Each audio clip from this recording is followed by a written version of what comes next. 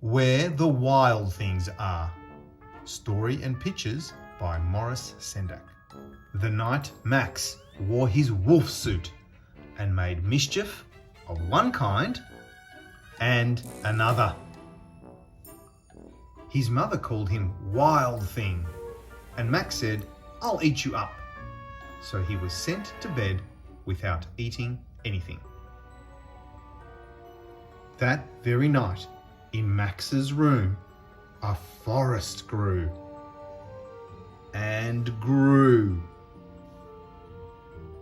and grew until his ceiling hung with vines and the walls became the world all around.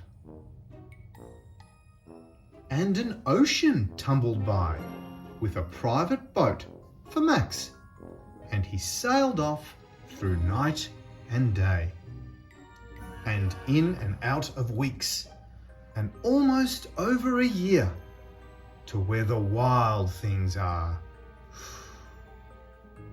And when he came to the place where the wild things are, they roared their terrible roars, and gnashed their terrible teeth, and rolled their terrible eyes, and showed their terrible claws.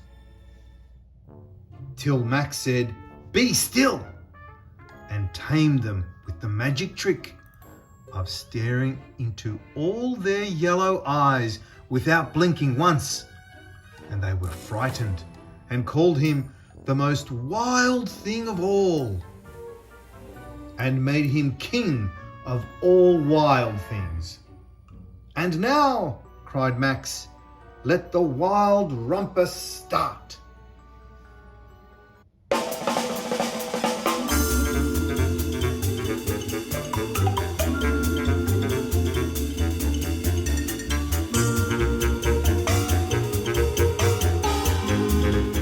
"Now stop," Max said, and sent the wild things off to bed without their supper.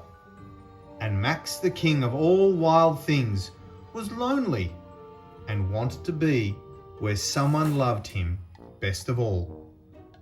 Then all around, from far away across the world, he smelled good things to eat. So he gave up being king of where the wild things are. But the wild things cried, "Oh, please don't go. We'll eat you up. We love you so."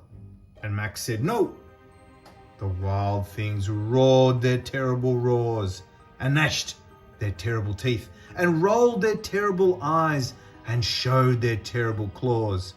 But Max stepped into his private boat and waved goodbye, and sailed back over a year, and in and out of weeks, and through a day, and into the night of his very own room, where he found his supper waiting for him. And it was still hot. The end. Maybe you know a Max, or maybe you are a bit of a Max. Maxes can be cheeky, but I think they're wonderful too.